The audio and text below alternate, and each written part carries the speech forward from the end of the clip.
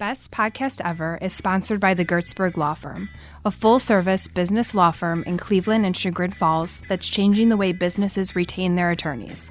Go to gertzberglaw.com to learn more.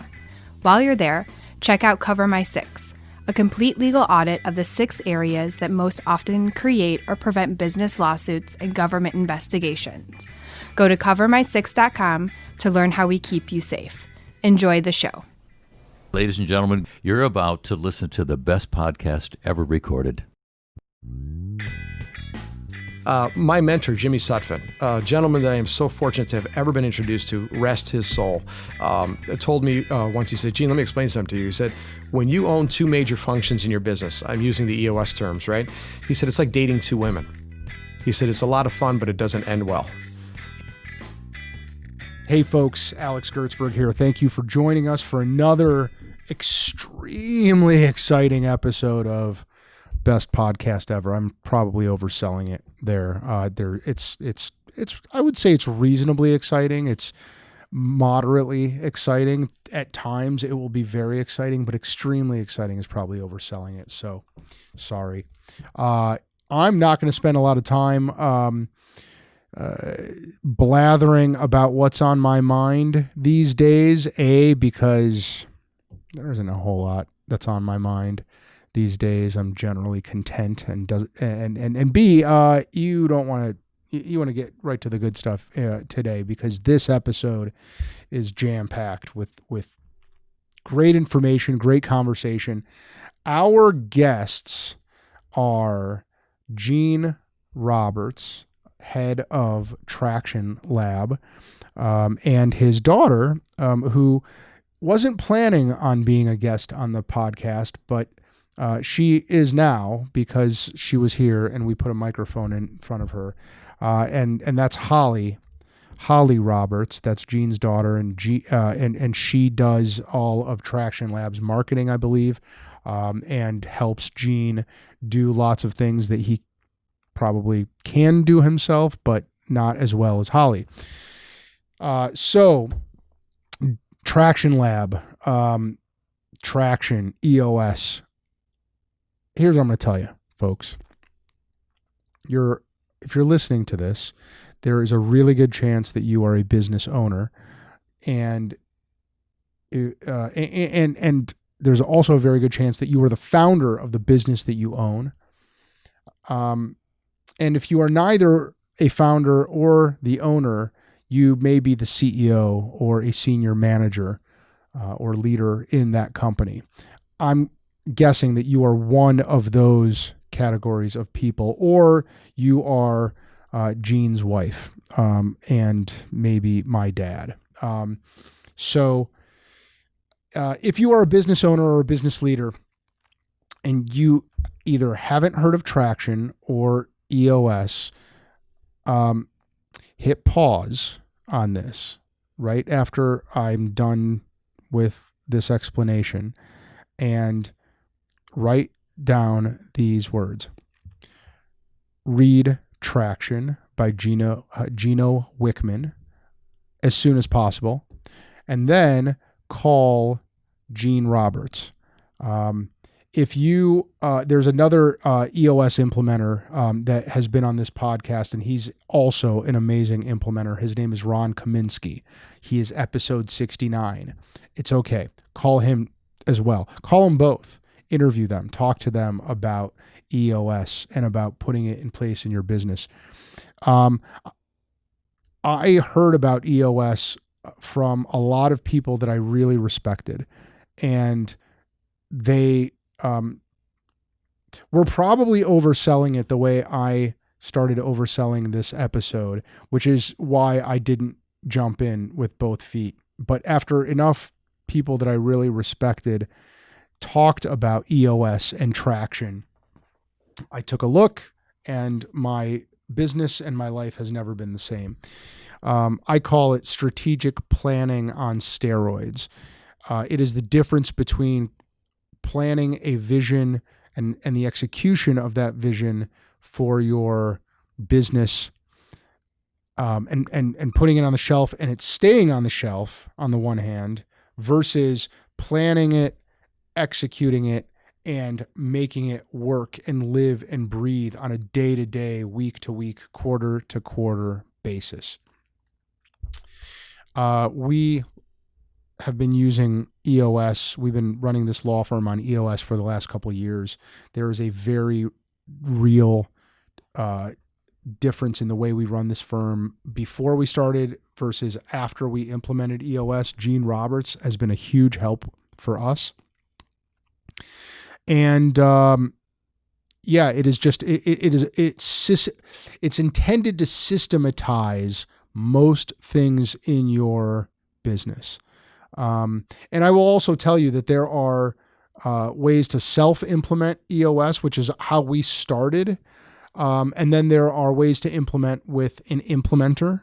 And then there are in between. There are ways in between. And I should tell you, by the way, folks, I can't remember if we talk about it during this episode, but if you have any interest in EOS, whether you're a self-implementer or not, we created a Facebook group called EOS Self-Implementers Unite. And it really took off. And I want to say there's as of today, there's 450 members. There's a lot of really great sharing of EOS experiences there.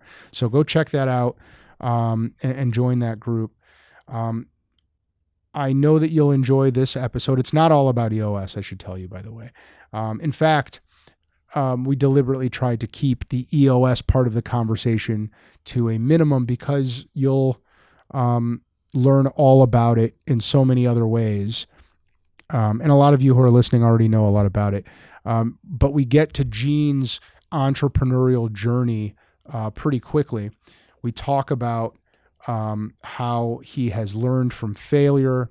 We talk about credibility and the importance of surrounding yourself with other entrepreneurs. We talk about the importance of letting things go and delegation, common frustrations among entrepreneurs, and Gene's accountability hack, which is really important for me. As I've said many times, I do this podcast largely for self-serving reasons. It's so that I can learn from my guests, and this is no exception. We learn a lot from Gene and Holly, and I know you will too. I know you'll enjoy it. Thank you for tuning in. Enjoy this episode. Gene Roberts, how are you, my friend? I'm great. How are you? Fantastic. And Holly Roberts, how are you? Good. How are you? It is Holly Roberts, right? Yes. All right, It good. is. Good. It will be Holly Roberts for quite a while. For a while. Yeah. Guys, thank you for being here. Welcome to Best Podcast Ever, and welcome folks at home, and thanks for tuning in. Hey, so Gene, the kids at home have just heard the story of how you and I have met, and what they haven't heard yet, and what I want you to talk about is the journey until the day that you became an EOS implementer. And let me set that up. Let me set that question up for a little bit, right? You had this wildly successful entrepreneurial career already. And you decided, I've made enough money buying and selling and creating companies, and decided to share your time and your expertise helping other people make money buying, creating, selling companies. And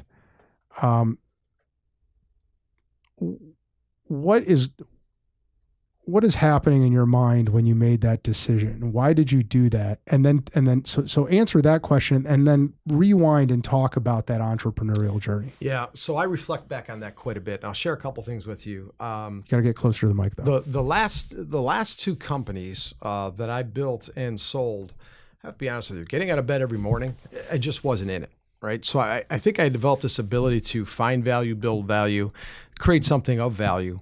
But quite frankly, I wasn't living what we call the EOS life, right? I wasn't doing what I love with people I love, making a difference, being compensated well with plenty of time to pursue my other passions. Now, I didn't even know about that phrase at the time, but I knew something was missing. There was nothing I was doing that was going to fill the hole in my soul that was related to business. So looking back at all the things I had done, I had been successful. I had built companies that had created value, but there was nothing really driving me anymore, and that was a problem. That was a void that needed to be filled. So while I was running my last business, a staffing and recruiting firm, I just wasn't engaged. I really wasn't into it. I got a phone call from a good friend and a successful business entrepreneur who asked me to come into their business and just give them a hand, help them figure out what's going on, help them add value to the company.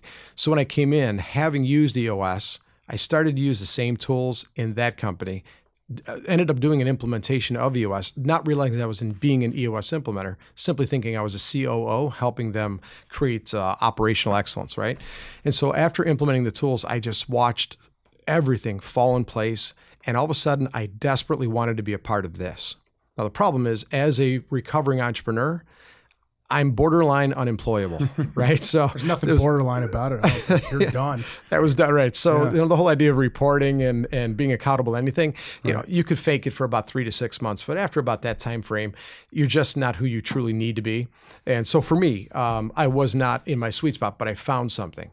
I found that there was an operating system that could help people grow successful businesses, and there was a new fire lit inside of me. So I wanted to find out, how can I do more of this? How can I go and help the community? So I realized a couple of things. Number one, I'm an inherent teacher. It really was never about business for me. Everything I did in all the businesses I had, I was teaching my employees, teaching my clients. All of those things really involve teaching. So the teaching, facilitating, coaching that's involved in EOS was a perfect fit for me. Second of all, as you know, we talked about Kolbe's score. I'm just not a high fact finder. So I need something that is rather simple. Yeah. I need something I can wrap my arms around and master, but then go help other people implement. Remember, I said help other people implement. I wouldn't stay engaged long enough with my entrepreneurial ADD to make something stick for the long haul, but I can certainly teach, facilitate, and coach so that they get it, they can implement it, and let them do what they need to do in their business, not consulting and not advising. So for me, it was the fact that I wasn't living that EOS life. I wasn't doing what I love with people I love, making a difference, being compensated well with plenty of time to pursue my other passions. I quite frankly was just building my next job. I had a job. So had you implemented EOS in your staffing business at that point? I had, yeah. Okay, so you did it entirely on your own, no outside implementer, correct? That is absolutely correct. Okay. And was that staffing business the first business that you ran on EOS? Yeah. So my first two companies I ran on the Rockefeller habits, Vern Harnish. Yeah. I was in EO, one of the very first business owners to be in the Cleveland chapter of EO. And we were very tied to Vern Harnish, founder of EO for that matter. And so we all picked up on the Rockefeller habits. So I knew that measuring and managing and having a long-term vision and a short-term plan was all very helpful and very successful. It helped me build my first two companies and put myself in a position to have everything documented and ultimately sell those companies for great value. So I knew I needed something like that. The third one, I started bringing the Rockefeller habits into, but I had learned about EOS. I started reading the books, but I was kind of hodgepodging the two together. And really, you got to run on one operating system. That really didn't give me what I needed, but it worked. The fourth business was purely EOS. I had read the books, first reading Traction, but then the real book for me was the one that says, I can't remember Mike Payton's book. He's going to kill me if he hears this blog. I'm looking right at it. Anyways, Mike Payton wrote the book that is actually a fable about an implementer. It's about a company that's struggling, how they find an implementer, and how they put in place. Help me if you can. Isn't it? I just have a hole in my brain. I know the one you're talking about. Is it too. Get a Grip? Get a Grip. Get a Grip. Yeah. So I wanted to say that, but it's Traction is Get a Grip on your business, but Get a Grip, right? You got there. So Mike Payton, Mashville, by the way, president of EO and has been our leader ever since I've been involved with EOS, wrote the book and really gave me an insight of what an implementer does and the impact they have. That book, quite frankly, was what made me believe I could do this as a self-implementer. Yeah. So I played the role of that person, right? I put that in the organization. I just read the book, and everything they did in the book in a session, I did myself. Yeah. Now, the good news is it's foundationally perfect. The bad news is you don't know what you don't know, and there's probably 80% of the content that really adds value to the implementation that I wasn't getting, but nothing wrong with implementing the foundational tools. Did that, and we grew that business very quickly. Yeah. What I love about that part of your story, and then I want to get into your story a little bit more, is it seems, tell me if you disagree, doesn't it seem like within the last 5 to 10 years in our entrepreneurial community, it seems like coaches suddenly are coming out of the woodwork. Like that industry has exploded. Business coaching has exploded, hasn't it? It has. Right. And like, I remember, I started my legal career 20 years ago.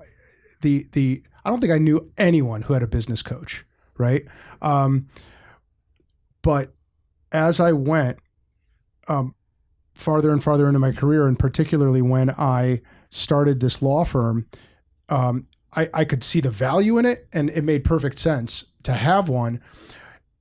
When I went looking for one, I couldn't help but see how many business coaches had never run their own business. Yeah. You notice that? I do. Right? There's so many of them. And frankly, man, I know I'm going to, I piss people off all day. So I know I'm going to piss people off when I say this, but I don't know how you have credibility as a business coach if you have not only ran your own business, but made it succeed.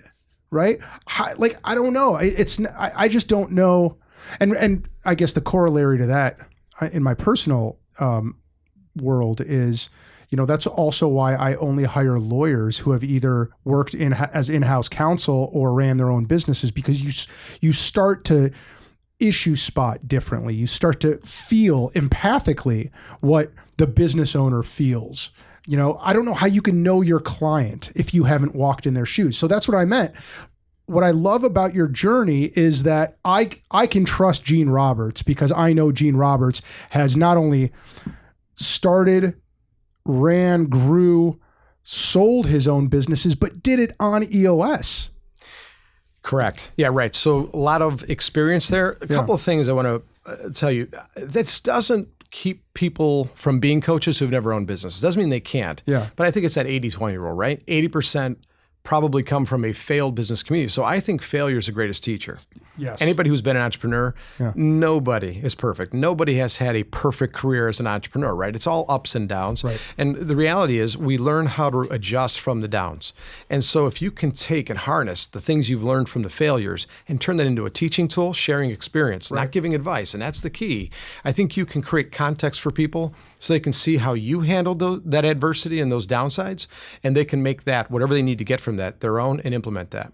So joining EO at such a, many years ago, the first thing we teach us is the Gestalt protocol. I'm sure you're familiar. Mm-hmm. And so if you're an entrepreneur and I come in here and I say, you know what you need to do? What you have to be thinking in the back of your mind is, I just called you an idiot. It's really amazing the way the human mind works, right? When I tell you what you need to do, two things are happening. Number one is, why does he think he's so smart? Number two is, why is he calling me an idiot? Right. So quite frankly, the message doesn't really get across, especially if you're a successful entrepreneur, an entrepreneur of any kind. You have to have some form of an ego, and that's just ego bruising every time somebody tells you what to do. Right. So for me, the clear thing and what I love about what I do with EOS is I don't consult or advise. In fact, it's like nails on a chalkboard. When people call me a consultant or an advisor, I am absolutely none of those things. Right. Believe me, I'm the dumbest guy in the room with most of my clients. When it comes to their business, they forgot more than I'll ever know. But what I can do is teach tools, facilitate, make sure we stay engaged in the conversation to get it all on the table, find the root cause and solve it for the greater good, and coach. It's just like golf, right? If I'm playing golf and I'm slicing, I need somebody else to watch me hit the ball to tell me what I'm doing wrong. I just can't figure it out on my own. So from that perspective, as long as I maintain a fine line, bring my experience to the table, don't bring advice to the table, right? And ultimately make sure that I'm more of a teacher than anything else, I think it gives me an opportunity to teach and facilitate and coach. I love that you just talked about failure, because I think, like you, believe in my bones that not only should the guy I'm listening to have gone through it, but should have failed a lot, right? Knowing that you have exited several businesses, it tells me enough that you've done your share of failing and that you've grown through those failures. Yeah. That gives you the credibility that I think you need. The other thing is, one of the guys that got me into EO, do you know Tim Opsitnik? I do. Yeah. Tim's a great guy. He's awesome. Yeah. Yeah. I'm slowly working through every EO member on this podcast. So DeJulius, your buddy DeJulius was the last, his episode's probably about to post right now. But anyway, Obsitnik said, the beauty of Gestalt, the beauty of EO is it recognizes that people just don't like being told what to do. They do not. Right? Not even like your kids, right, Holly? Right? Right. Oh, by the way, here, let's put the, did your dad grow up, you know Gestalt, right? I actually don't. No. Okay. So that's like sharing, learning from other people's experiences rather than from their instruction. Okay. Right? Yeah. So, like, if you didn't want to do your homework, right? Right. And your dad said, instead of you have to do your homework, he said, when I was a kid, I didn't want to do my homework either. And here, right, like that's speaking in stories almost. Yeah. Yeah, exactly. I'm curious how much of Gestalt worked its way into your dad's parenting. There was definitely some. I don't know that I could give an example, but he did speak in stories when instructing or reminding but a lot of it came from gratefulness. So a lot of what we were instructed to, especially as kids, it was instructed from like a grateful standpoint. Like, oh, you should be grateful that you have this because I had this. Yeah. Which was kind of cool. It really is. I mean, it really is, I think, the right way to parent, you know. Kids don't like being told what to do, especially, right? Giving them a chance to fail, quite honestly, right? Telling them what to do, helicoptering around them, certainly nothing I did. Right. Although what she will say is that I'm very long-winded, which goes back to the eye rolling and the shoulder shrugging, because rather than just telling them what I wanted, I would tell them a story about me, right? And maybe sometimes that was a little overdone, but we did favor that in our house. We still do to this day. Yeah. I really need to change the name of this podcast to like Best.Ever, because there's just, it's all meandering here. Let's go back to the journey itself briefly, Gene. Yeah. Right. Yeah. You get out of college.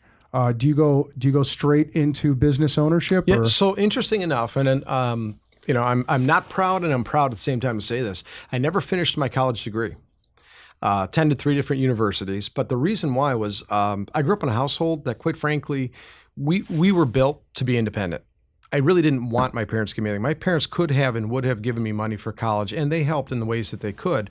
But I always felt if I was asking my parents to give me money for college, that I was taking money away from them, their savings, their ability to live a good life, right, and those things. Yeah. So I was just hell-bent on being independent. So what I figured out that I went to the University of Akron for my first 2 years. Couldn't afford to live on campus. Didn't want to ask my parents to pay for housing when it was only 35 minutes away. I should be able to afford that. Figured out I could get a job and pay for it. And I figured out that it was every quarter was $1,000, almost on the nose, books and classes. So I just had to find a way to put $1,000 on a credit card with a $1,000 limit, and before the end of the quarter, pay for the college. Was this like in 1935? When was college $1,000? Is that per class? Did you say per class or per quarter? No, per quarter. For all of college? Including books. How old is your dad? Yeah. Holy crap. Don't answer that question. Wow. Yeah. So in reality, 1986 is when I got out of high school. College was still affordable then. Yeah. You can go to Cleveland State, right, and just pay for parking or pay for a parking pass. Yeah. And the cost per credit hour and the cost for the books worked out almost exactly to $1,000 a quarter. Yeah. The interesting thing was that in order to work, I was working in an IT store, I'll make this really brief, and a businessman walked in, said, you know a lot about computers. Well, this is back when nobody knew about computers. And if you were young, it was assumed that you did. Standing in a computer store, working as a $4 an hour employee across the counter, I said, I absolutely do, right? So he invited me to come in as a consultant for his firm. My first client ended up being my first employer. Long story short, we went on to build 5 companies, selling 2 of them to publicly held companies. And that's where my business plan to become a consulting practice. I wrote the business plan while working for them. We were going to take that to our clients. When we sold 2 of the companies to a publicly held company, I decided to step out, launch that on my own. So that's really where that all came from. But going back to the college degree, I never finished. So as my businesses grew and I became more and more busy and then got married and then started having children, it just took a back seat. And do I regret that? Yeah. I'm 2 classes away from having a degree in sociology. I'm 3 classes away from having a degree in psychology. So when you think about it, I was very close, but it just didn't ring a bell for me. Those were not things I was going to do for a career. So it just fell to the back seat for me. Wow. Those were both my minors. So, yeah, it was poli-sci major and then soc and psych minor. Well, my father said that I was majoring in minors, so that's pretty accurate. Well, listen, I mean, your non-concluding college. I mean, I'm trying to find a funny joke about how it really held you back there, Gene. But there's it did, so I have to tell you, it did hold me back. There have been a couple of times with my experience in that I've been asked to step up and become a C-suite executive in companies. There was a national financial firm that asked me to come on and be a regional president. And we went through all the interview process. I got the offer letter, and then they discovered that I didn't finish my degree. And they came to me and said, I'm sorry, we can't hire you because you don't have a degree. And my response to them, quite frankly, I wasn't sure I wanted to go work. Again, unemployable, right? I turned around and said, I'm not so sure I want to work for a company that thinks that piece of paper is all that matters. And so we parted as friends. They did offer me the job afterwards, said that they would make an exception, and I just decided to walk away. Yeah, well, and think about how different your life would be and how differently all of your clients' lives would be if you would have taken that job. That's correct. Yeah. You know what I mean? It would not have touched as many people and helped as many people as I have. So I think that was a blessing, quite frankly. But so sharing with you, what happened for me was, and a quick story is, I went to work for 2 of the most entrepreneurial people around, Chuck Farrow and Joe Correa, a true integrator and a true visionary who just started an insurance firm, left the Coptus organization, TKO Benefits, if you're familiar, and that's where I started. And then it launched into a series of companies, the Benefits Group, Employer Select Plans, Small Group Plus, Meeks & Company, which is an acquisition. And here I was, 19, 20, 21 years old, and I'm very close to the C-suite executives who are the most entrepreneurial people you could ever imagine. So anything I could have gotten from a college degree or a master's degree was happening right before my eyes, and I got to play a role in all of it. Yeah. And so by witnessing and watching all this, the bug was in me. So then I wrote a business plan because we had thousands of clients, and I said we could provide HR, accounting, and IT services to our existing client base, Business 101. And as we were starting to look at that business model and they're starting to let me think more like an entrepreneur, somebody came up, Wayne Huizinga, and a company called IASI came in and bought them and bought Skoda Minotti. And through that acquisition, when they turned to me, I said, so what are we going to do with my business plan? They said, Gene, you're welcome to leave. We'll be your first client. So they even let me become an entrepreneur, truly giving me the rope to succeed. But then the pressure was on. I had just, I was getting married on June 8th, quit my job on June 1st, didn't have client number 1, went home and told my wife to be in 7 days, said, hey, by the way, I'm unemployed, right? So all this was happening very quickly. It was either survive or really, really take a big bath. And that's how it all started. Built an IT firm, went on to sell that to a publicly held company, bought another firm that was a software e-commerce company, rolled that up and sold that to the publicly held company as well. The third business was my father's boiler company. So watching my father work so hard in the boiler rooms for all those years, I decided to help my father launch his entrepreneurial dream, invested in building tools, trucks, and things like that. We launched it. I made an investment in the company, but he was the guy. Unfortunately, 6 months after we launched it, 56 years old, went to bed, had a heart attack, never woke up again. And we still got my brother, my mother, and my sister to step in. And quite frankly, that company is still a fast-growing company. At one point, it was number 3 on the Weatherhead, and very proud of what they've done. I've been completely removed from that organization for a number of years, and it just continues to thrive. But they did become an EOS client, and they're still running on the entrepreneurial operating system. Wow. So, speaking of the entrepreneurial operating system, so you do all that, and you, at some point, do you remember how you heard of Traction? I do. Yeah. So the way that I heard of Traction was through the EO network. Yeah. And so we had worn out completely Vern Harnish's Rockefeller habits, and it started to make its rounds around the EO network. Gino Wickman was a member of EO Detroit. Yeah. And so his first client base came from that pool of sisters and brothers. This is where he tried out the tools and made them work. So it made its way around quickly, them being in our region. And that's where I had heard of it first and then read the book. I think it's so important for entrepreneurs to surround themselves with other entrepreneurs, whether it's EO. I'm in strategic coach. That's how I was in strategic coach before I was in EO. And it was about 2.5 years into coach. I'm about to start my 5th year. It was about 2.5 years in that I got so sick of hearing people ask me if I've read Traction yet that I said, you know what? Just to shut people up, I'm going to pick up this stupid book. I'm going to read it. And it's on Dan Sullivan's shelf over there, right? So I'm passing it up every day that I'm there. And I read it, and life has never been the same. You know, I stopped thinking about and looking at my business the same way.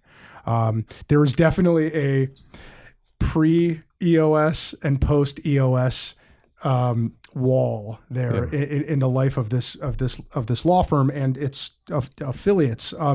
But my point is, you know, and it's also one of the reasons I joined EO is if you're an entrepreneur, folks, kids at home, and you're not regularly talking to other entrepreneurs, then you're missing out. You're missing out on their experiences, on their book recommendations, on their friends' book recommendations. It is a ripple effect, and you just kind of get into that vortex, you know, and you just wait for the splash to hit you because it's gonna.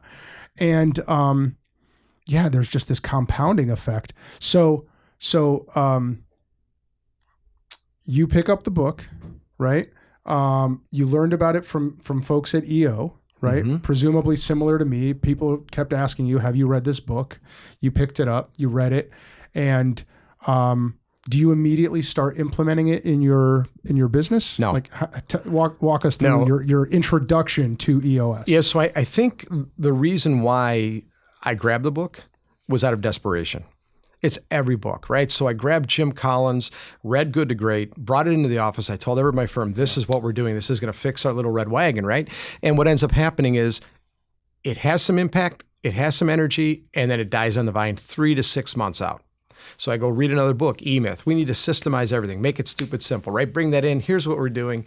So I got to the point where every time I read a book that was recommended from the EO network, my nature is that I've got to do something with it. Right. So after doing that 3 or 4 times, every time I walked into the office with a book, they said, oh, geez, here comes Gene with another book. And it just couldn't get, and the word is traction, right? Couldn't get anything really going. So I knew I had to take a step back. The real epiphany for me was this. I had run for the first 3 years of my first business, the Cleveland Solutions Group. I owned all the major functions. I owned sales, I owned operations, I owned finance and accounting. Here's what that looked like. I would go out and find clients and make a sale. I'd take off the sales hat, put on the engineer hat, go out and install the network myself. Right? Then after I'm done installing the network, I go home Saturday nights. I'm not out with my friends. I'm not enjoying date night or anything like that. I'm in my office sending out invoices. So you think about this, I was absolutely the cap on my business. I realized I needed help. So what do? Like every other engineer, I hire other engineers. Like every other business owner, I hire engineers. So I hire 1 or 2 people. I teach them how to do the job, but I'm still helicoptering everything, right? I'm riding over everything, making sure it's done. I could not let go of the vine. So finally, my cousin who was in the military, and I start talking, I says, you know, Walt, what I really need is I need you to come into my business. I need you to bring that military thinking, that brief, accurate conversation and that discipline and accountability to because I just can't control it anymore. Yeah. You know, I call it spinning plates on sticks. And so what happens with that is I'm over here working on sales. I got that plate spinning really tight. I look over, the operational plate's wobbling. Run over there and fix that, pipeline's empty. And it's just back and forth all the time. So here's the answer to your question is my mentor, Jimmy Sutphin, a gentleman that I am so fortunate to have ever been introduced to, rest his soul, told me once, he said, Gene, let me explain something to you. He said, when you own 2 major functions in your business, I'm using the EOS terms, right? He said, it's like dating 2 women. He said, it's a lot of fun, but it doesn't end well. And that's what, at the same time he shared with me, I was reading Traction and I was understanding the idea of major functions. And what he says, look, you can't do it. You know, it's a lot of fun, right? You run over, you tinker with sales, you run over, but in the end, it doesn't end well. Right. And so reading the book and seeing that and having been through bringing so much of that material to the office and knowing that it couldn't stick, I actually was very reserved reading that book and understanding what it was. It was later in my second and third business that I decided to go there because the concept started to make sense. Right. And that's where I started implementing it. Yeah. So let's talk about EOS for a little bit. You talk about, what is it, the 6 frustrations? Do I have the number right, or is it? Holly, you remember how many frustrations there are? There are 5. There are 5. Thank you, Holly. Unless you're raising children, then there are a dozen or more. But yeah. The frustrations of being an entrepreneur. right? I actually think that there are many. And I guess what my question was going to be is, how quickly did EOS solve those problems for you once you started faithfully implementing it for yourself? Well, so not immediate. I will tell you that. So I'm trying to think of which business I can really apply this to. Yeah. Better for me to look at the COO role that I played with a company that I did not own, right? Mm-hmm. And in there, all the frustrations were absolutely there. And the journey, what I always say, is about 2 years. The reason is the first year of implementing EOS and running on EOS, what ends up happening is you're really learning how to use and understand the context of the tools. Yeah. So you may not actually address it, but it has a name and you know it needs to be dealt with. Right. It's usually with my clients, especially, and this was the same thing as a self-implementer, near the end of the first year of mastering and learning from the tools, again, learning from failure, quite frankly, we end up in a position where things start to have a name and we know we need to do something with them and we're just not going to kick that can down the road anymore. It's the second year where we start to strategically step up and do things. So frustrations like people frustrations. In the first year, I could look at a salesperson who's not a good core value fit. They're mean to everybody. They're rude to everybody in the organization, but hey, they produce a lot of revenue. How could I ever let that person go? Right around the second year, you start to realize what a cancer that is in the organization and how at any cost we have to protect the great people in the organization from people who just aren't a cultural fit. So what I always say is that's why it's a 2-year journey. First year, we're learning the context of the tools and truly understanding the impact that has. It has a name. Second year, we start to step up as a leadership team, making the tough decisions and putting all of those things to work. And that's usually when we start to see that rocket fuel growth in the organization. Yeah. And I'm sure Gino made this point in traction. It's been a little while since I read it, but to me, the best thing about EOS for me is that it helped me realize that those frustrations were keeping me from scaling as fast as I could scale. Right? I wasn't growing as quickly as I could grow because I was so busy putting out fires, keeping those plates spinning, right? Wearing all these different hats and dating 2 women. Yeah, right. And so, or 3 or 4, it's maybe. It's like your goal as an entrepreneur is not to stand still. It's to grow your business. You can't grow your business if you're wearing these hats, if you're putting out fires all the time. And if I could put, my finger on like the one biggest difference in my life that EOS created is it allowed me to get out of my own way and the business started growing on its almost on its own. Yeah. Because it didn't require me to keep putting my finger in the dam, all the time. There were other people doing it and they were better people. Some of them left on their own, some of them we let go. But once we did the people analyzer and the accountability chart, suddenly I was able to just trust everybody and let them do their own thing. You nailed it. Yep. You know what I mean? Yep. So let me share something we say is we teach that we need to create extensions of ourselves, which means we have to let go of the vine, but we have to be clear about our expectations and let the right people in the right seats step up and own it. Doesn't mean that we give up the right to inspect what we expect. We still reserve the right to make sure the job is getting done, but we have to give them room to grow. The book Drive by Daniel Pink, there are 3 things that really drive people. It's mastery, autonomy, and I'm trying to remember the third, and I'll get to that in just a second. Something about challenge? Purpose, mastery, and autonomy. Right. They have to understand our purpose. They have to be aligned with our purpose. They have to have mastery, which means they have to have confidence to do the job, but they also need autonomy. We got to give them the room to succeed, right? So in doing that, what we need to do is delegate and elevate. This is the EOS phrase. It is a largely misunderstood term, and it's very hard for us to teach it. We teach it early in the journey, but quite frankly, it really doesn't hit home until later. When we start to make a list of all the things that get done, we realize we as the leader, the entrepreneur of the organization, the savior of the organization, just can't do it by ourselves. Yeah. Yeah. And so I don't want to spend too much time on EOS itself. There's a lot of great information on there. EOS Worldwide is this amazing resource, right, and repository for EOS information. I love the idea of abundance, which we're going to talk about in a second, that you guys believe as implementers, right? Yeah. Mindset of abundance. You give a lot away for free. And so what I would tell people who are listening or watching us right now is go to EOS Worldwide, go to Gene's website. What is it? Traction Tools? Grow-smart.com. Grow-smart.com. And between the two of those, not to mention just calling Gene and just watching how he just gives you a piece of his mind without charge, which is always amazing to me. But God bless you for doing that. Certainly doing that for me. It will change your life. It'll change the way that you grow your business and think about your business. So I don't want to spend a whole lot more. Yeah, we're going to talk about EOS, right? Talking about EOS here, but maybe like one or two more questions about it. So, the first, I guess, is, okay, we know that there are 6 components, right? 6 key components in every business. That's correct. Right. Vision, traction, issues, processes, data. People, right? Which one do you consistently see entrepreneurs and businesses having the most trouble with? Yeah. So, boy, that's a great question. Certainly there are issues in all of them, right?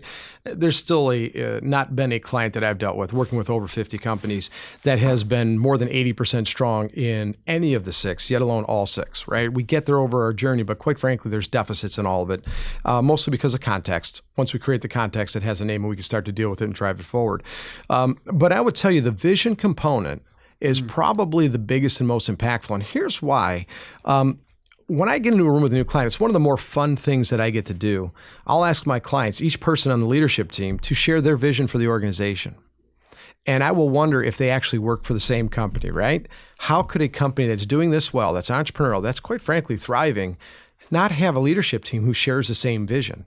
And quite frankly, a crack at the top is a canyon at the bottom. So if we're not on the same page at the leadership team level, what vision is everybody in the organization going to follow? We may have 6 different visions. It isn't that they don't have a vision, they don't share the same vision. And if you really think about it, it takes a long time to really settle in. So we create the vision, we fill out the VTO, answer the 8 questions. But by the end, we have an agreement, but it still needs to be challenged every quarter. A year later, we're still changing some of that and settling into what our vision truly is. Because quite frankly, if we don't all believe in it, if we don't see it in our mind's eye, we're never going to execute it on or achieve it. Right. So for me, it just takes longer. And because there's not a tool for that, right? There's not this, if we just use this tool, it's fixed and it goes away.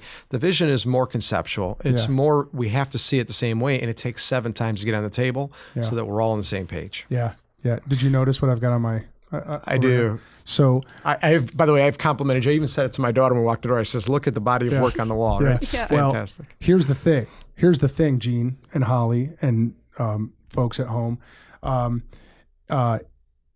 Never so I've had this firm here for 8 years almost, and the first 6 were without EOS, right? The last 2 have been with EOS. And when I said earlier that there was a before EOS and after, you could tell the difference because the 13 people at this company suddenly had laser-like focus.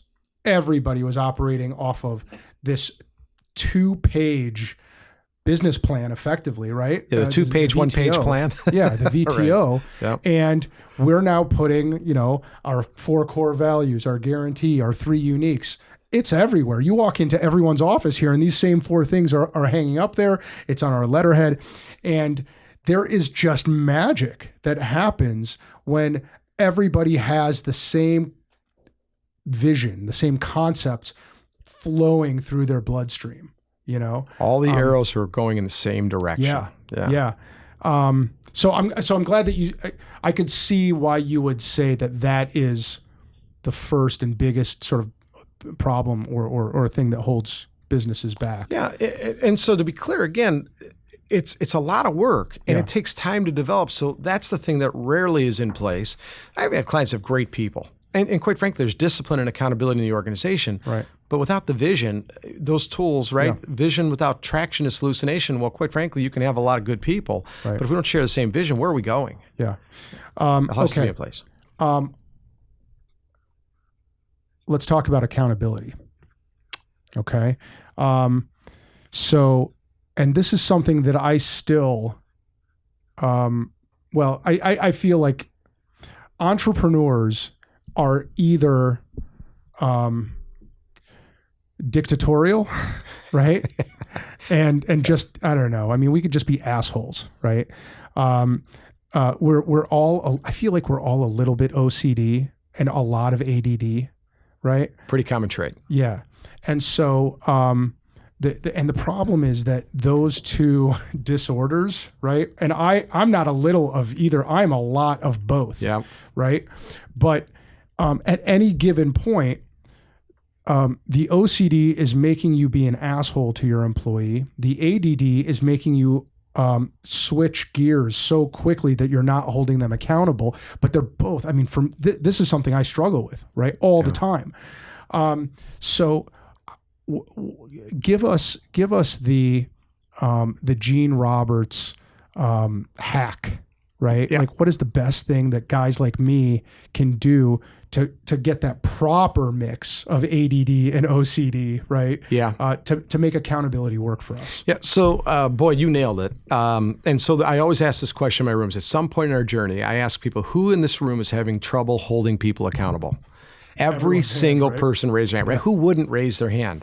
And so what I make them understand is it's really not them, it's you. Yeah. If we can't own it, we can't change it. So let's just declare it ours. And so we've done everything we can do and should do before we start blaming people. It just changes the mindset, right? We got to own this. All the problems in an organization were created because of us. And until we admit that and accept that, we can't change it. So starting with that, second thing is holding people accountable is not something you do to people. It's a misconception. And because of the ADD, OCD, almost this bipolar mechanism that exists in most entrepreneurs, quite frankly, we want to hold people accountable, but we skip leadership and management.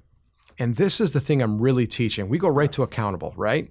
And so number one, people don't hear anything for the first time. Your employees, your direct reports won't hear anything for the first time until they've heard it for the 7th time. So we got to change the mindset. After I've told you 3 times, don't get frustrated. Just realize there's 4 more to go. But the second part of this is the accountability. You have to be a good leader, be a good manager, and create a culture of accountability. You can't skip the first 2 and go right to holding people accountable. Now, you go to Jim Collins' book, Good to Great. He puts in, he writes there that you don't manage people. You give them clear expectations and give them the rope to succeed. The minute you feel you have to manage somebody, you already know you've made a hiring mistake. That's quoted in his book. Now, I'm not sure it's an exact, dead accurate quote, but it's absolutely what he intended and the essence of what he was saying. So my point is we have to be reflective and say, have I done everything as a leader, sharing the vision, putting them in a position to succeed? And have I been a good manager, keeping a good communication rhythm in place, being clear about my expectations? If I do both of those things, now that I've been clear about my expectation and given them all the time, attention, and tools that they need, now it's on them. Step up or step out. So we go right to the holding people accountable. My response would be, don't. Be a good leader, be a good manager, create a culture of accountability. Don't skip those steps and go right to holding people accountable. It has never worked. And I love that you just repeated, you just gave me such a good reminder about the 7 times, right? Nobody just gets it. With their first time, not your kids, not your employees, and expecting them to is just unreasonable, right? And that repetition, I mean, it's part of learning. It's how we learn. That and like learning by doing. But we all need we all need good reminders that it is an exercise, it's a process, it's a journey, and repetition. It's important. It's part of it. Repetition is the mother of learning. Right. That's the bottom line. Right. So if we can't repeat ourselves often, the other part is don't make it too complex. Keep it simple. Only have a handful of rules. And if you only have a handful of rules and you repeat yourself often, there's nothing you can do. Now it's on them to either step up or they need to step out. Yeah. So you touched briefly, and then we're going to get off of EOS entirely. Although, to be honest with you, I mean, sometimes when I'm talking to you, Gene, or when we're doing presentations together, you actually guide. These are all EOS principles, but they don't sound like a system. Mm-hmm. They just sound like good advice. It just sounds like, I mean, this is the difference between leadership and management, right? It isn't necessarily an EOS concept. It is just good business Yeah. So, right? I mean, so to be honest with you, we may be talking about EOS. yeah. EOS is just a simple set of practical tools. There's not a lot of content in EOS of itself. It's 5 foundational tools, a toolbox that has about 20 tools in it. So we really can't spend a lot of time talking about screwdrivers and pliers. The fun stuff to talk about is in the context that's created by understanding the tools. All I do in the rooms is teach tools and then create context. Right. And facilitate the conversation in the context of the tools that needs to happen so the entrepreneurs and their leadership teams can solve those problems at the root cause. So everything that I do in the room, and quite frankly, I spend very little time talking about the tools. I talk more in the context of the tools and what's going on in their organization to smoke out all the issues, solve them for the greater good, the long-term greater good. Yeah, it's like EOS really what's brilliant about it is how it simplifies things and puts them into like a frame, right? And then you've got, like 6 pieces of a pie, right? You've got the 5, 5, 5. You've got just these these buckets they're all very manageable, but they apply to so many different things, so many contexts. Okay, let's stop talking about EOS. It's brilliant. It's awesome. It's changed my life. Go check it out, folks. All right. Are you guys ready for the lightning round questions? Fire away. Okay. I may defer to you because she's younger and more agile than I will ever hope to be again in my life. Holly's getting her own questions, so she's going to have to answer them too. All right. I'm ready. Oh, boy. I just realized too, Holly, you're slightly blurred in this camera, and I hope you're okay with that. It's just you're farther away. I think it's fine. You're good, right? Yeah, all good. All right. Really, I mean, you're way better looking than your dad. We should have put the camera over there. We should just get me over. If we were smart. If we were smart, that's right. Okay, here's the lightning round. You guys ready? Fire away.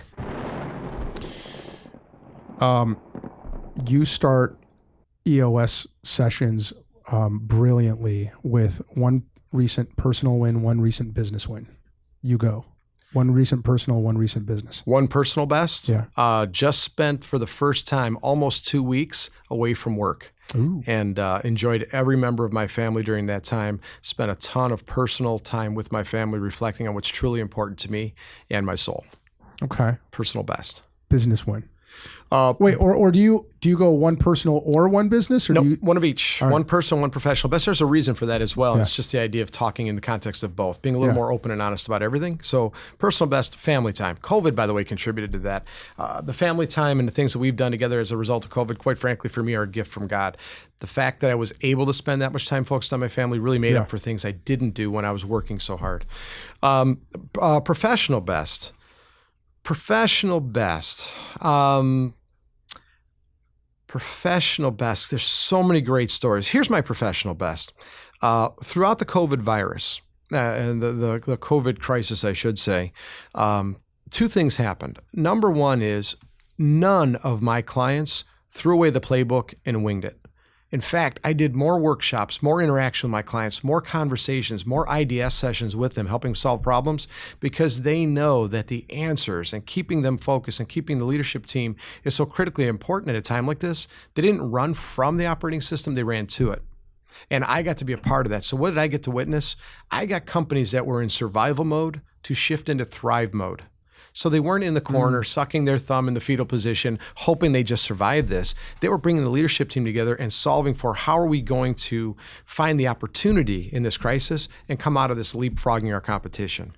I got to watch that happen time and time again. So that's half of it. The other half is the stories are amazing. I have a client that had to lay off over 100 people, and they wouldn't leave. The point is that even though they weren't getting paid, the culture of that business and the great people they have, the right people in the right seats in that organization, we don't care if you pay me. This gives us an opportunity to get the things done we didn't have time to do before. And they worked in shifts. They came into work. They did all this great work to keep the business afloat and get those things done, knowing that they were going to come out of this thriving.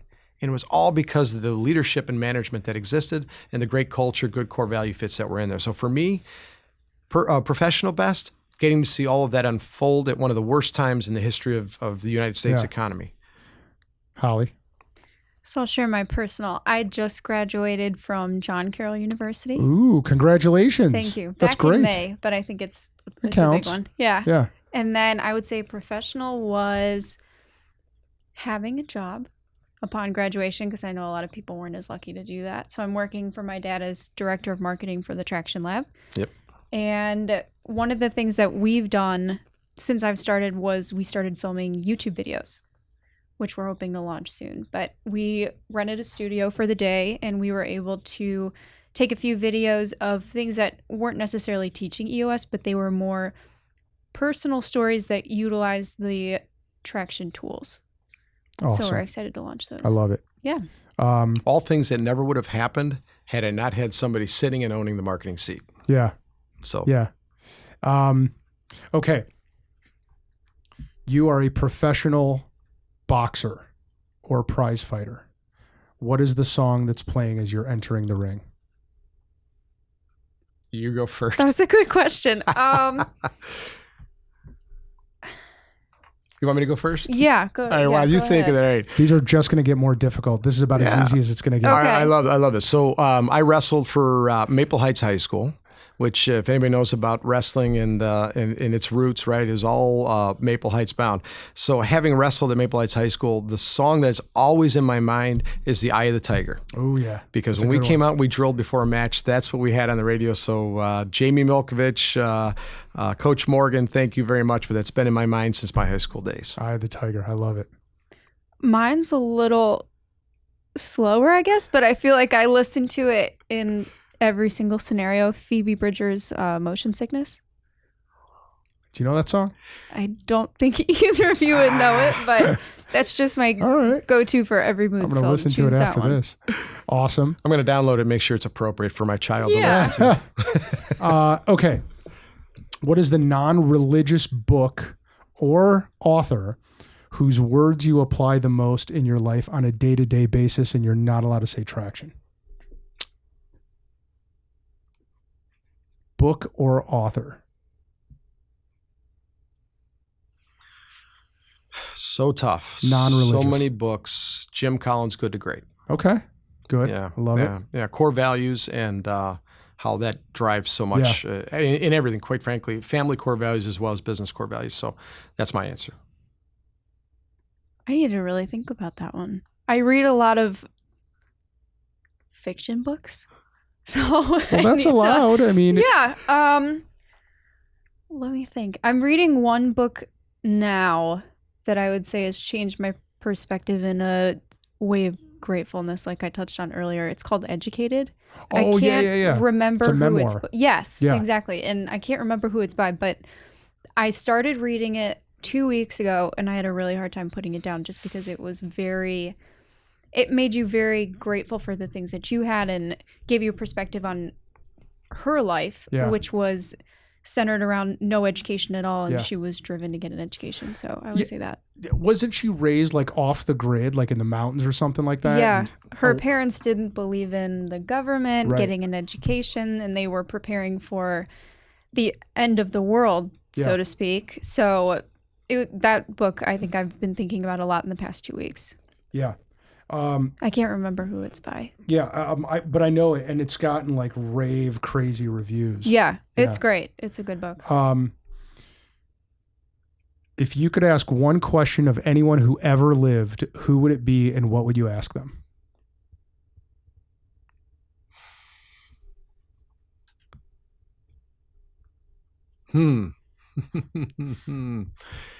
Gosh, is that a deep question? I think it wouldn't be an obvious historical figure. I would, having lost my father at such a young age, I would probably want to have known what he intended with the rest of his life. Your dad. My father. Interesting. Yeah, if I can go back. I like it. I just want to expand it just a little bit. My father could say so much with so little. He would say 2 or 3 words that would just hit you like a ton of bricks, and really teach you without him having to say anything else. And so I use his phrases all the time, where I've become my father, as they say, right? But the fact is, he checked out at 56, didn't know he was going, right? Had a heart attack in his sleep. So I think I would want to sit him down and say, so what is it that you would have done had you lived to 85? I would just want to know what his plans were. What didn't he not have a chance to complete? Wow. Holly? I have a question that I might be able to answer online, but I've always wanted to ask Jeff Bezos from Amazon how exactly he started Amazon, because I've heard a few rumors that from teachers from online, just from a few different sources, that his initial business of selling books online was from Borders, that they were stolen from Borders, and that he was selling them online. So I want to know a little bit more of what happened there. There's a book called The Everything Store. Okay. That's about how Amazon got started. Okay. I'll have to read that then. Yeah. What is an assumption you had for a long time that you later found to be totally bullshit? Now we're getting into the questions you might see on a college entrance exam. Okay. Part of lightning round. What did I assume was right and I found out was totally bullshit? That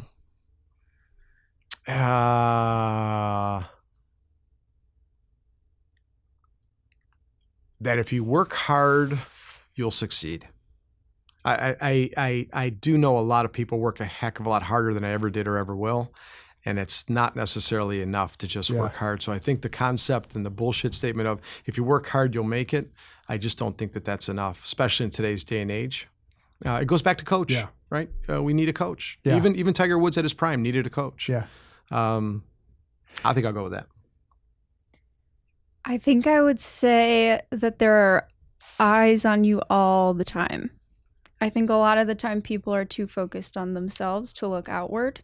Just from my experience, but I think that's one thing that I've learned, especially going to college and people trying to figure out their own paths. Yeah. You're more worried about yourself than other people's at certain times. I love that, Holly. Another way to say that is nobody actually gives a shit about you. Right. Like you think they do, but nobody's thinking about you. Everyone's battling their own demons and everyone's got their own problems to deal with. Nobody cares. Right. Yeah, but we all think they just do. Focus on you. Yeah. Yeah. I love your answer too, Gene. There's this framework that Dan Sullivan's got, right? Called I think it's the 5 freedoms, right? Mm-hmm. And it is the idea that what you really want as an entrepreneur is freedom of money, freedom of time, freedom of relationships, freedom of purpose. And I think the 5th one is freedom of health, right? But ultimately it's freedom, which you don't have when you're working in your business, right? The more time you can create for yourself, the less you have to work. That's what you want. It doesn't correlate with hard work. It does not. Yeah. I'll tell you, with my daughter sitting right here, the first 5 years of her life, I feel like I missed. Now, I was present, but I really wasn't a present parent. The reason is because I was growing a business, trying to keep ourselves above water, right? All these things going on and launching my first entrepreneurial business. I work Saturdays and Sundays. I work nights and weekends. Yeah. And I can't go back and get that time back. So was I working hard? Absolutely. Did that really parlay into a successful business? No. It wasn't until I learned that I needed help, needed support, and let go of the vine that things started to happen. I mean, I could have worked hard until I was in the grave. Yeah. It doesn't mean I would have achieved anything. So the next is the converse of that question. What's a misconception that people have had about you that turned out to be totally bullshit? I gratuitously swear on this podcast for no reason whatsoever. By the way, I'm proud of I said the word, but my daughter didn't. So I've raised a good little girl here, right? Nice job, Holly. Thank you. That's the test. Be an awkward drive home. Yeah, right. You're grounded, by the way. Young lady. Right. You ever say that word again? Boy, I can go so many different ways with this, right? I went to ethnicity first, right? Like looking for some misconception about Italians or something like that. But in today's day and age, I'm going to leave it off the table altogether. So say the question again, because I'll make sure that I'm answering the one you want answered. A misconception people have about you, assumptions that they've had about you that turned out to be bullshit. Yeah, I hate the focus of that, but let me tell you, so the misconception about me was that I was a mean, overbearing boss. And so I think the people who worked for me in my first company probably thought, especially the vendors that worked for me, especially the people who needed to step up, I was pretty strict. I was pretty disciplined in regards to holding people accountable to those things, going back to that leadership and management thing. And quite frankly, I can't think of a single employee I ever had that I didn't genuinely care for and care about.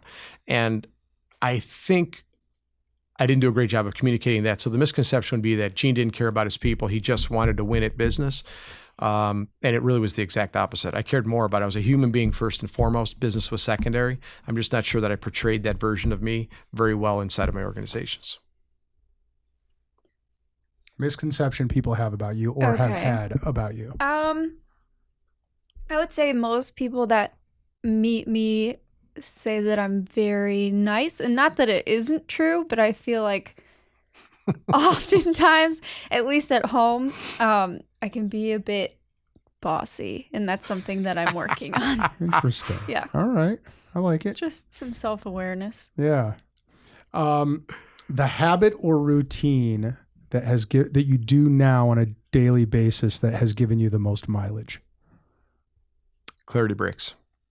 What does that mean? Clarity break means that I take time every single day to dump my thoughts on paper. Ooh. What I have learned is that my mind is full of thoughts. This whole thing you talked about, OCD and ADD all at the same time. My mind is just overwhelmed, and then I become the worst version of me as a spouse, as a parent, and as a business owner. It's just not good. And what I have found that if I take time, it's anywhere from 15 minutes to an hour to sit down with a blank pad of paper and a pen and just dump what's in my head on paper. And it seems like once my brain knows that I could let it go and that it won't get lost, I have the room to think and be the real version of me.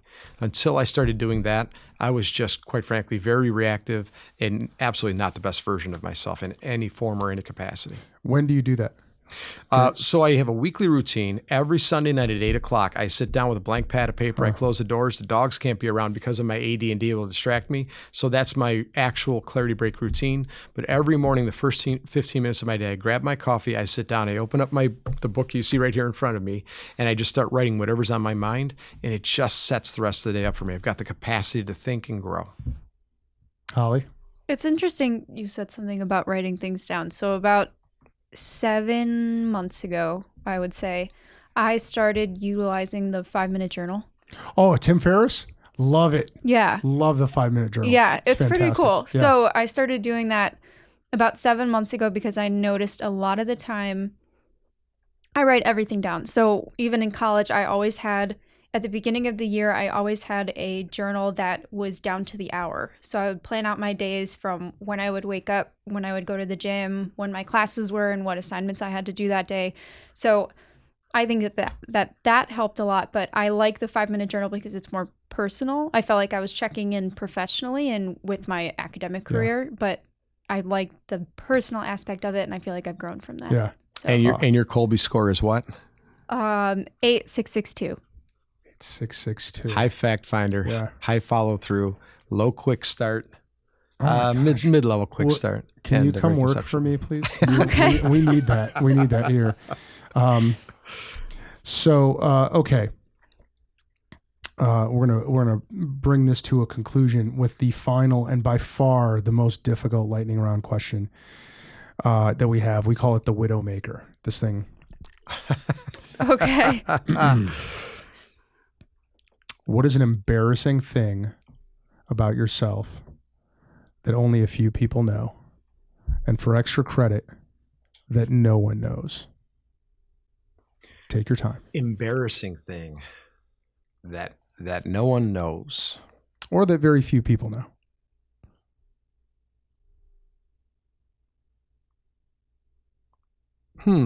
It's the Widowmaker, man. I'm telling you. It's a tough one.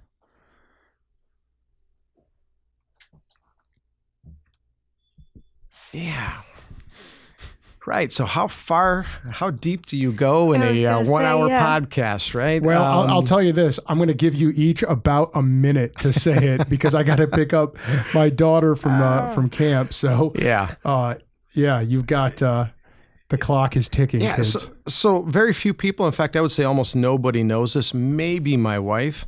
I'm not a shy person by any means, as you can tell. But I am a nervous wreck in public settings. What? Amazing. Yeah, I know. And so here's my point. If I walk into a room, if you could take my pulse when I walk into a room of 10 people, my heart is beating through my chest. Is that right? And I think it goes back to what Holly said, is that in my mind, all eyes are on me. All people are judging me, right? And the other things. And I just feel like I have to be this persona. And I truly, truly get joy out of life when I'm not in those environments. Spending 2 weeks at the lake house in a t-shirt and in shorts, drinking a beer and just doing whatever I feel like doing is so refreshing for me, because I just feel like I have to be this image. I mean, listen, I grew up, went to a publicly held school, didn't finish my college degree, had to work really hard to get my businesses going, had some success. I think I was very fortunate and lucky in all of that. And so people will just think that, hey, here's this great entrepreneur, Gene's this guru who's going to tell us how to run our business. And I'm none of the above. I'm a guitar playing, beer drinking, probably the dumbest guy in the room in most cases, right? So I just feel like I can't be me. And I'll give you an example. I belong to 2 country clubs, and I'd rather drink bleach than go to those country club events, because I'm in a suit and a tie and you're mingling and you're having small talk. And I'd much rather go to the other corner with 2 guys who have a beer, loosen up my tie and just tell jokes and have fun. So the answer is, I'm a nervous wreck in public environments. I just hide it really well. Wow. But then once you, like, for your sessions, right? Once you start, you're in flow, right? Then I'm the same way with court, right? Like, I'm like throwing up on the way to court, but once I get there and start, time stops, right? Yeah. I think you slip into that. I do. I slip into a mode where I just hit my groove and it's fine. Yeah. But remember, if I'm in a public setting, there's no script for that. And I have to react, and I try to be a good listener, but I'm so nervous that I tend to step over people, talk over them, and then I'm embarrassed at the way it's not a comfortable thing for me. So the anxiety is pretty overwhelming.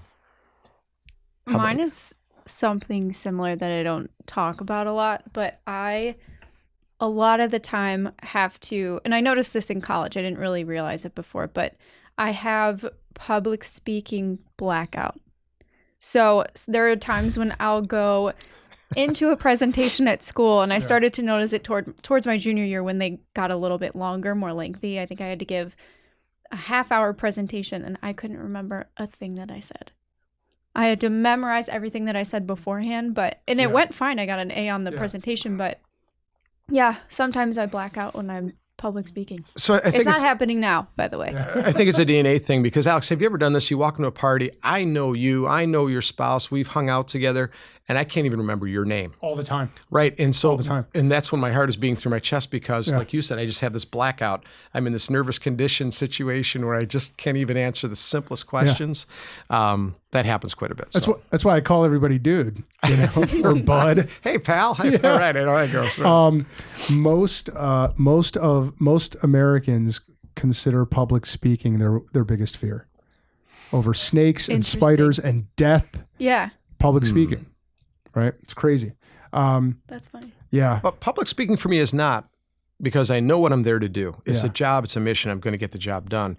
It's the impromptu public setting where you just don't know what's coming. That's what overwhelms me more than the public speaking.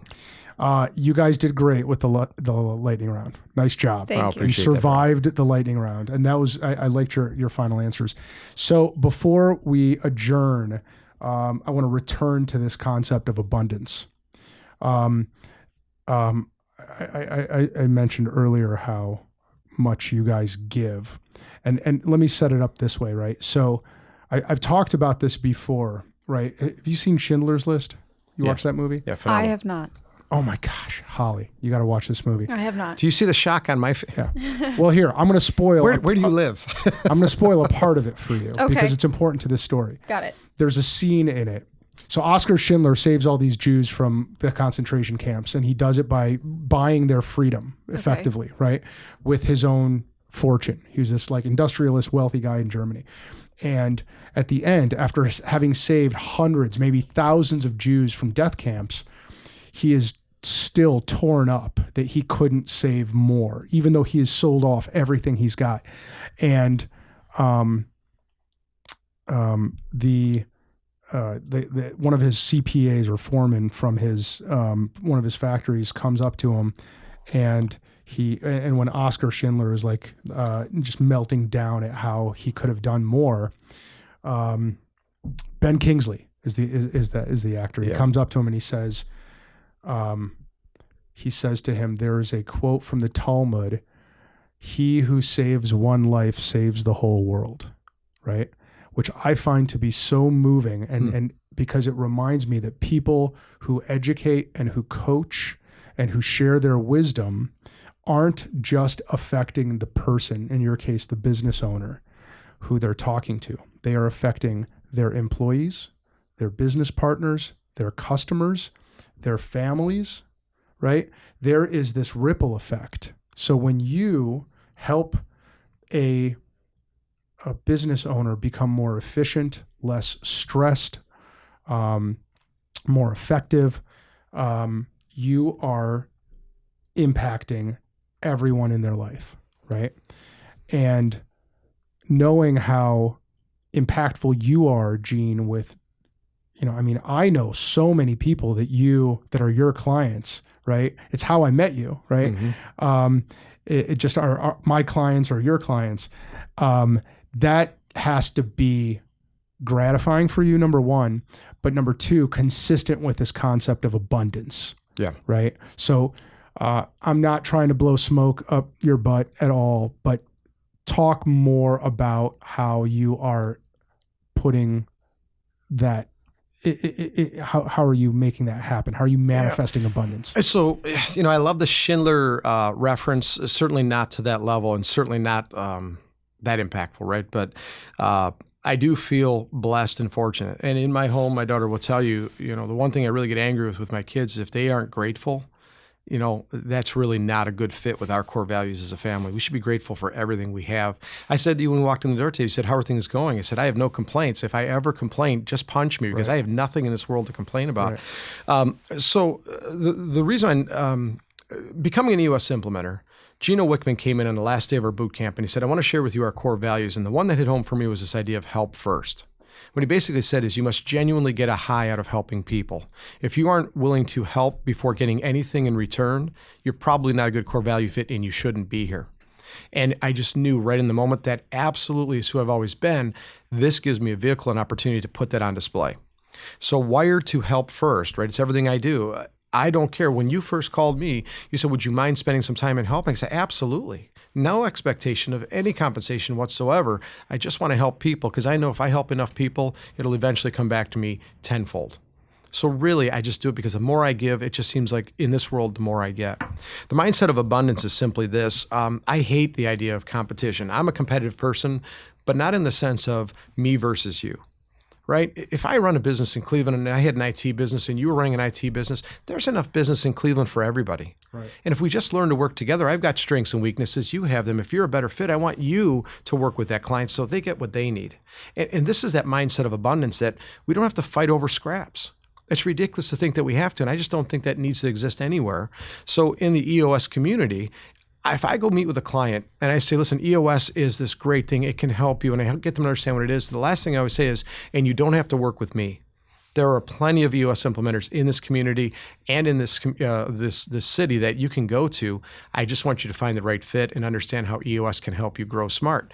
And so this mindset of abundance is always present for me because if I have a mindset of abundance and I just purposely fashion my life to avoid conflict and to help first, I don't believe that there's anything I can do in this world that's going to become my legacy in a negative way. So I'm just wired to help first, and that is a core value, and I will not violate that core value with anything that I do. And what are you guys doing now? I keep seeing like IDS sessions. Yeah. I keep seeing, am I missing something, Gene? No. There's something you guys are working on now that really kind of manifests this help first idea. So we're doing that. We're doing it at the Traction Lab. We're doing it as an EOS community. When COVID hit, we realized we can't just help the clients we have. We have to have a mindset of abundance, right? So we give a lot of things away. All of the EOS intellectual property is out there for you to take. We don't keep it behind. We don't make you pay for it. We give it away. Buy the book, go to the website, download the videos. It's all out there. But we realized there's 8,000 to 10,000 companies right now working with implementers in the world implementing EOS. There's 80,000 companies who are self-implementing. And so when you really think about that, these people also need help. So we created communities of IDS sessions. It didn't matter if you were working with an implementer or not. We just publicized it out there and said, listen, there's going to be implementers on a Zoom call. If you have an issue, jump on and let's share our experience and let's see if we can use the tools to help you find the root cause and solve it for the long-term greater good. And so we did that. I believe, if I recall, we did over 250 IDS sessions, no charge for anybody. They don't even have to be working with an implementer, just to help first. So it is really alive and breathing in the EOS community. Knowing that there are 80,000 people out there implementing, if I may be so bold to speak to this, when EOS was young, there were people who found EOS, friends, EO groups, right, things like that, and they grabbed the tools, they read it, and they would quickly turn to say, there's no support around, I better find an implementer. And an implementer made sure they implemented it pure, did it right, and got the most out of EOS that they can, and that's great. But we are wired for help first and mindset of abundance. So the whole point here is, even if you don't want to work with an implementer, we make ourselves available. So if you're self-implementing, give us a call, ask us questions. The last thing in the world we want to have happen is that you're doing it wrong and then you blame EOS. EOS doesn't work. It's probably not that the tools don't work. It's that you didn't have the guidance or the access to information that you need to implement correctly. With that being said, now the community, 80,000 strong, of self-implementers is out there.